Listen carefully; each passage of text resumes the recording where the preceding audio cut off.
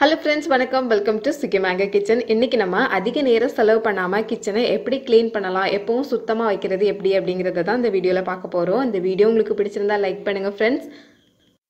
புதுசா சேனலை பார்க்கறீங்கன்னா subscribe பண்ணிக்கோங்க. நிறைய வீடியோஸ் பார்க்கலாம். இப்போ வாங்க வீடியோக்குள்ள போலாம். முதல்ல நம்ம இதுக்கு சமையல் முடிச்சு உடனடியா கேஸ் ஸ்டவ்வை தொடச்சி முடிச்சிரணும். நம்ம வீட்ல அடுப்பு சுத்தமா இருந்தது அப்படினாலே கிச்சன் வந்து நல்ல லுக்கா இருக்கும். சமையல் முடிச்சிட்டு உடனே துடைக்கணும் அப்படினா அடுப்புல இருக்கிற இந்த பிளேட் தட்டை வந்து கையில எடுக்க முடியாது, நல்ல சுடும். அந்த நேரத்துல நம்ம சமைச்சி முடிச்சிட்டு சாப்பிட்டு முடிச்சிட்டு கூட நம்ம துடைச்சிக்கலாம். ஆனா சமைச்சிட்டு உடனே நம்ம துடைச்சோம் அப்படினா அடுப்பு வந்து நல்ல க்ளீன் ஆயிரும். ஏன்னா அது அடுப்பே சூடா இருக்கும். இமிடியேட்டா நம்ம உடனே துடைக்கும் போது அந்த அழுக்கெல்லாம் வந்துரும், எதுவுமே கரை பிடிக்காது. அடுப்புல தான் நமக்கு குழம்பு தண்ணி எல்லாம் கொட்டும். ஸோ அந்த டைம்ல அடுப்பு வந்து அப்படியே விட்டுட்டோம்னா கண்டிப்பா கரை பிடிக்கும். உடனடியாக துடைக்கிறது தான் நல்லது. ஆனால் உடனே செய்து அது ஒரு பழக்கமாகவே வச்சிட்டோம் அப்படின்னா அடுப்பு எப்பவும் பளிச்சுன்னு இருக்கும். அடுத்து உடனே கையோடு பண்ண வேண்டியது அடுப்புக்கு மேலே இருக்கிற இந்த டைல்ஸ் பகுதி. இதுலேயும் உடனடியாக நம்ம வந்து துடைக்கணும். ஏன்னா எண்ணெய் தாளிக்கும் போது பொரிக்கும் போது அதோட எண்ணெயெல்லாம் அதில் படும். ஸோ அதனால இந்த இடத்த நம்ம கண்டிப்பாக தினந்தோறும் ஒரு தடவை துடைச்சி விடணும். மற்ற இடங்களெல்லாம் டெய்லி கண்டிப்பாக துடைக்க முடியாது. ஆனால் அடுப்புக்கு மேலே இருக்கிற இந்த பக்கம் மட்டும் டெய்லி ராத்திரி ஒரு நேரமாவது நம்ம வந்து துடைச்சி விட்டுறணும். அப்போ வந்து நமக்கு விடாப்பிடியான கரைகள் அப்படின்னு சொல்லி எதுவும் பிடிக்காது. அந்த இடம் நல்லா நீட்டாகவே இருக்கும். ஃபர்ஸ்ட் நம்ம அடுப்பை சும்மா தான் துடைச்சிருந்தோம். இப்போ கொஞ்சம் லிக்விட் ஊற்றி அதை வந்து நல்லா துடைச்சி எடுத்துக்கலாம். இது செஞ்சு முடிக்கிறதுக்கு 2 நிமிஷம் தான் ஆகும். ஆனால் முடிச்சுட்டு பார்த்தோன்னா அந்த இடமே நல்லா பளிச்சுன்னு மாறி இருக்கும். இதை நம்ம கொஞ்சம் லேட்டாக பண்ணிக்கலாம் அப்படின்னு விட்டோம்னா டபுள் வேலையாயிரும். ஏன்னா டைல்ஸில் இருக்கிற அந்த எண்ணெய் எல்லாம் விடாப்படியாக பிடிச்சிக்கும். அடுப்பில் இருக்கிறதுமே அப்படி தான், அடுப்பு கொஞ்சம் கொஞ்சமாக ரொம்ப பழசாயிட்டே இருக்கும். அடுத்து நமக்கு சமையலுக்கு எடுத்த பொருட்கள், அஞ்சரை பெட்டி, எண்ணெய், உப்பு, இதெல்லாம் நம்ம அடுப்பு பக்கத்தில் எடுத்து வச்சுருப்போம். இதை வந்து நம்ம டெய்லி கழுவ போகிறது கிடையாது. அஞ்சரை பெட்டியெல்லாம் அது எப்போ பொருள் தீருதோ அப்போ தான் நம்ம கழுவி எடுப்போம். ஆனால் இந்த மாதிரி 2 நாளைக்கு ஒரு தடவை நம்ம சமையலுக்கு எடுக்கும்போது இப்படி ஒரு தடவை தொடச்சி வச்சிட்டோம் அப்படின்னா அதுவும் எப்பவும் பளிச்சுன்னு இருக்கும். இதில் உள்ள பொருள் எல்லாம் முடிஞ்சதுக்கு அப்புறமா நம்ம இதை கழுவிக்கலாம் அப்படின்னா அதுக்கு வந்து 1 மாதம் 1.5 மாதம் ஆகும் எல்லா பொருளும் தீர்றதுக்கு. ஸோ அதனால கையில் நம்ம எப்போல்லாம் இந்த பாத்திரத்தை எடுக்கிறோமோ உடனடியாக நம்ம தொடச்சி வச்சிட்டோம் அப்படின்னா அது வந்து எப்போதும் சுத்தமாகவே இருக்கும். இதை வந்து மெனக்கிட்டு நம்ம டைம் எடுத்து துடைக்க போவது கிடையாது. குழம்பு கொதிச்சுட்டு இருக்கும்போது நம்ம சும்மா தான் நிற்க போகிறோம். அந்த டைமில் இந்த மாதிரி தொடச்சிக்கலாம்.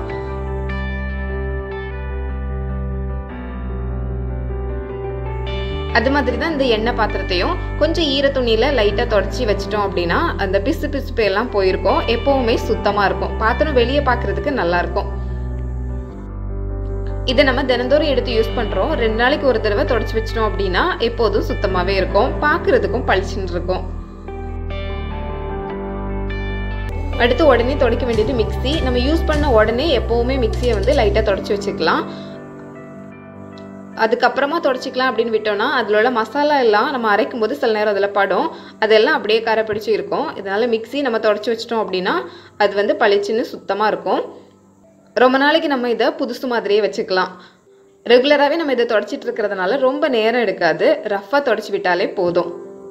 இந்த மாதிரி நீட்டாக தொடச்சி வச்சிட்டோம் அப்படின்னா அடுத்த தடவை யூஸ் பண்ணும்போது நமக்கு நல்லா இருக்கும். அடுத்து நம்ம உடனே பண்ண வேண்டியது கவுண்டர் டாப்பை தொடச்சி விடுறது. இது வந்து எப்போவுமே நம்ம லிக்விட் ஊற்றி தான் துடைக்கணும் அப்படி இல்லை. இந்த மாதிரி சமையல் முடித்த உடனே நம்ம தண்ணி தொளிச்சு கூட நம்ம தொடச்சிக்கலாம். இந்த சமையல் மேடை சுத்தமாக இருந்தது அப்படின்னாலே போதும். கிச்சனில் முக்கால்வாசி அழகை இதுவே கொடுத்துரும். ஏன்னா நம்ம முதல்ல பார்க்குறது அந்த சமையல் மேடையை தான். இந்த மாதிரி எல்லா பக்கமும் ஒரு தடவை தொடச்சி எடுத்துட்டீங்க அப்படின்னா போதும், கிச்சன் எப்போவுமே சுத்தமாக இருக்கும்.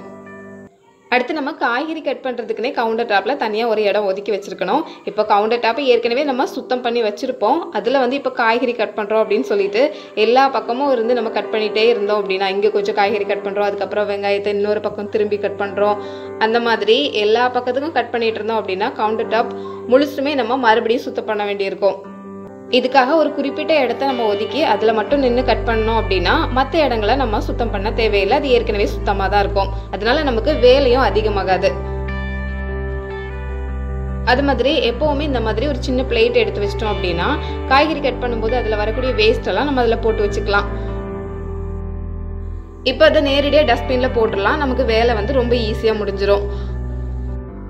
இப்போ நம்ம அந்த பிளேட் எடுத்து வைக்கல அப்படின்னா கட் பண்ணி அந்த கவுண்டர் டாப்லேயே தான் போட்டு வச்சுருப்போம். மறுபடியும் அதை க்ளீன் பண்ணுறது நமக்கு இன்னொரு வேலையாக முடிஞ்சிருக்கும். இது வந்து சின்ன சின்ன டிப்ஸ் தான். ஆனால் இதெல்லாம் நம்ம ஞாபகம் வச்சிட்டோம் அப்படின்னா நமக்கு வந்து வேலை நேரம் ரொம்பவே குறையும். நாள் முழுக்க கிச்சனை க்ளீன் பண்ணணும் அப்படின்னு தேவையும் இல்லை. அடுத்து எப்போவுமே நம்ம சமையல் முடிஞ்ச உடனடியாக அந்த பாத்திரத்தை கழுவி வச்சிட்டோம் அப்படின்னா நமக்கு வந்து கொஞ்சம் நிம்மதியாக இருக்கும். வேலை முடிஞ்ச மாதிரியும் இருக்கும். நம்மளும் ஃப்ரீயாக இருக்கலாம். கிச்சனும் சுத்தமாக இருக்கும். இதனால எப்போவுமே சமையல் முடிச்சு உடனடியாக அந்த 2-3 ஒரு குழம்பு வச்சுருப்போம், சாதம் வச்சுருப்போம், இந்த மாதிரி ஒரு பொரியல் வச்சுருப்போம், இந்த மாதிரி பாத்திரம் தான் உடனே நம்ம கையோடு கழுவி வச்சிட்டோம் அப்படின்னா அந்த வேலை அதோட முடிஞ்சிடும். ரொம்ப நேரம் நீட்டிகிட்டே இருக்கும்போது இன்னும் கிச்சனில் வேலை இருக்குது அப்படின்னு நம்ம மனசில் தோணிக்கிட்டே இருக்கும். ஸோ அதனால் இதை வந்து குழம்பெல்லாம் அடுப்பில் கொதிச்சிட்டு இருக்கும்போதே நம்ம இதை கழுவி வச்சிட்டோம் அப்படின்னா அதை இறக்குறதுக்கும் இந்த பாத்திரம்லாம் கழுவி முடிக்கிறதுக்கும் கரெக்டாக இருக்கும். இதனால் மறுபடியும் நம்ம கிச்சனில் வேலை பார்க்கணும் அப்படின்னு தேவையில்லை. ஒரே நேரத்தில் இந்த மாதிரி 2-3 வேலைகளை சேர்த்து செய்யும்போது நமக்கு ஈஸியாக இருக்கும். அடுத்து சிங்கை ஒரு தடவை ரஃபாக நம்ம தேய்ச்சி விட்டுட்டோம் அப்படின்னா சிங்கும் எப்போவுமே நீட்டாக இருக்கும். பாத்திரம் தேய்ச்சி முடிச்சதும் ஒரு 10 செகண்ட் தான் ஆகும். உடனே நம்ம வந்து அந்த சிங்கை கையோடு தேய்ச்சி விட்டுட்டோம் அப்படின்னா அந்த இடம் எப்போவுமே நீட்டாக இருக்கும். ஸோ இதையும் ட்ரை பண்ணி பார்க்கலாம். அடுத்து கிச்சனில் கொஞ்சம் எறும்பு நடமாட்டம் இருக்கும். இந்த எறும்பு நடமாட்டம் இருக்கக்கூடாது அப்படின்னா சாக் பீஸை எடுத்து அதில் கோடு மாதிரி வரைஞ்சி விட்டுருங்க. இந்த மாதிரி செய்யும்போது அந்த எறும்பு நடமாட்டம் அதுலேருந்து போயிடும். எறும்பு அந்த பக்கமே வராது. கவுண்டர் டாப்லேயும் இப்படி தான். எந்த இடமா இருந்தாலும் எறும்பு அந்த இடத்துல போயிட்டு இருக்குது அப்படின்னா இந்த மாதிரி நம்ம சாக் பீஸ் வச்சு வரைஞ்சி விட்டுட்டா போதும். ஒரு சின்ன டிசைன் மாதிரி கோடு மாதிரி அப்படி போட்டு விட்டுட்டிங்கன்னா எறும்பு அந்த பக்கம் வராது. இது வந்து ட்ரை பண்ணி பாருங்கள். கோலம் போடுற பழக்கம் இருந்தது அப்படின்னா நீங்கள் சாக் பீஸ் வச்சு கூட அடுப்பு முன்னாடி கோலம் போட்டு வச்சுக்கலாம். ஸோ எறும்புகளை தடுக்கிறதுக்கு இது ஒரு சின்ன மெத்தடு. அடுத்து இந்த சாக் பீஸ் வச்சு வேற என்ன பண்ணலாம் அப்படின்னா சுவரில் உடஞ்ச மாதிரி கீரல் மாதிரி இருந்தது அப்படின்னா அந்த இடத்துல நம்ம சாக் பீஸ் வச்சு நல்லா தேய்ச்சி விட்டுட்டோம் அப்படின்னா அப்படி ஒன்று இருந்ததே தெரியாது. அந்த இது வந்து மறைஞ்சு போகும். விரிசல் விட்ட சுவர்களை இணைக்கிறதுக்கு இதை வந்து யூஸ் பண்ணிக்கலாம். சின்ன சின்ன விரிசல்கள் தான். அது மாதிரி தான் ஆணி ஹோல்ஸ். நம்ம ஆணி அடித்து அந்த ஆணி வந்து பிடுங்கி எடுத்துருப்போம். அந்த ஓட்டை வந்து அப்படியே சுவரில் கிடக்கும். அதை அடைக்கிறதுக்கும் நம்ம வந்து இந்த மாதிரி சாக் பீஸை வச்சு சுவரில் வந்து அந்த ஓட்டைக்கு மேலே அடைச்சி விட்டுட்டோம்னா போதும். அது வந்து தெரியாது. அடுத்து வந்து வெள்ளி பொருட்களை வந்து பாதுகாப்பாக வைக்கணும். அது வந்து ரொம்ப கருக்கக்கூடாது, எப்படியும் பளிச்சுனே இருக்கணும் அப்படின்னா அதுக்கு வந்து இப்படி யூஸ் பண்ணலாம். சாக் பீஸ் வந்து 2 துண்டு எடுத்து அதுக்குள்ளே போட்டு வச்சுக்கோங்க.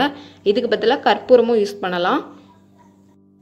இதை வந்து அந்த வெள்ளி ஜாமானுக்கு உள்ளே நம்ம போட்டு வச்சிட்டோம் அப்படின்னா அது வந்து கருக்காது, எப்பவும் புதுசு மாதிரியே இருக்கும். ட்ரை பண்ணி பாருங்கள். ஃப்ரெண்ட்ஸ், இன்றைக்கி நம்ம சின்ன சின்ன டிப்ஸ் தான் பார்த்தோம். இந்த வீடியோ உங்களுக்கு பிடிச்சிருந்தா லைக் பண்ணுங்கள், ஃப்ரெண்ட்ஸ் கூட ஷேர் பண்ணிக்கோங்க.